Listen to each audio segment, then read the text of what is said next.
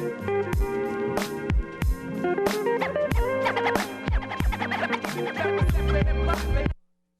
this is Doug Ruffin once again for Upfront magazine, and I'm joined today by a very dynamic woman who went from being the editor-in-chief of Essence magazine to being an accomplished entrepreneur in her own right, owning several bed and breakfasts.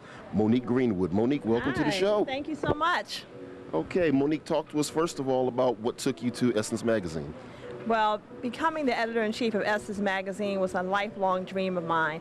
I grew up with Essence magazine on the coffee table at home, and to be able to write for over 1 million black women every month was quite an accomplishment for me in my own right.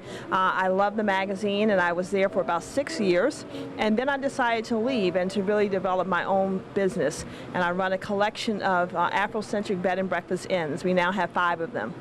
Talk to us about what inspired you. I mean, because that's certainly a tremendous leap to go from editor-in-chief of a prominent, well-known African-American magazine to stepping out on faith to run your own business, bed and breakfast at that. So talk to us about that. Well, I certainly believe that you always need to have multiple streams of income. And in fact, I had my bed and breakfast in Brooklyn, New York, even while I was at Essence magazine. I've had it for 11 years, so I was there when I went to work at Essence. And then when I realized that it was difficult to run the magazine, run the bed and breakfast, be a wife, be a mother, be a community person, I had to make some critical decisions. And so at that point, I decided to leave the magazine to fully develop the bed and breakfast business, because I knew that I wanted to have at least 4, one for every season of the year, so that when I retire, I can hang out at the beach in Cape May, I can be in Washington, D.C. in the spring, in New York in the fall, and in New Orleans into winter, and that's where all of our inns are. Well, I know you've had that for a while. Talk to us about what the success has been like and what your clientele and response has been like in the African-American community and other communities as well. Well, from the start, I considered ourselves profitable because the New York bed and breakfast is our home, and so we had to pay our mortgage and pay our utilities whether we had a business or not. And so it didn't cost as much in the way of buying eggs for breakfast to be able to attract guests. I would say about 80% of our guests are African Americans, and going to bed and breakfast inns is really a new type of lodging experience for most blacks. A bed and breakfast is more of a personal, intimate stay, and because we have not been the owners of those inns, many of us have not frequented them because you're not quite sure if you're going to a white person's home, quite honestly, how you're going to be received. And so the fact that we now have about 20 black-owned bed and breakfasts in the country, black folks are now taking advantage of that kind of lodging experience, which is much more personable. You know, the innkeeper lives there with you. They know that city inside and out. They can give you the 411 on what to do in the town. We spoil our guests. We really do. We do a full Southern-style breakfast in the morning. We do a nice turn down at night where we run the bubble bath, and we light candles, and we put red rose petals on the pillows, and so we really do pamper our guests. And what's really special is the communication, is the interaction that happens over the breakfast table. So you come there as strangers, you don't know the person down the hall or the person next door, but over the breakfast table, we have deals being made, we have lifelong friendships being made, so it really is a special type of bonding that happens at a bed and breakfast experience. Okay, well, in addition to your bed and breakfast, you have another venture. You have a book out. Talk to us about your new book.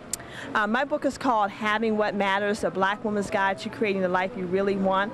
And this is a book that really encourages black women and men who read it to define success on their own terms and to not be afraid to go for that success.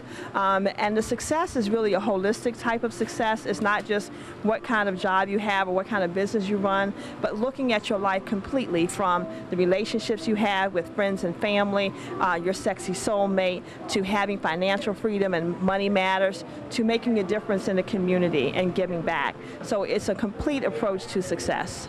Okay, for anyone, any young sister out there that's looking to get into business, I'm sure watching this has certainly been an inspiration to them. Is there any advice that you'd like to give to them? Well, I would say that there are lots of business opportunities that exist right in front of your nose. You start to think about what are your problems, what is it that you want to have that's not available to you, or what do you have but you're not getting on the level of quality that you would like, and there's probably a business opportunity there. I think you have to do your homework. I have in my book what I call my pea soup recipe for success, and that means getting quiet so that you can define what your purpose is and what you're passionate about, and then being patient with yourself and know that if you're persistent, if you do something each day to lead you toward that end goal, you will actually get there. Surrounding yourself with positive people is critical.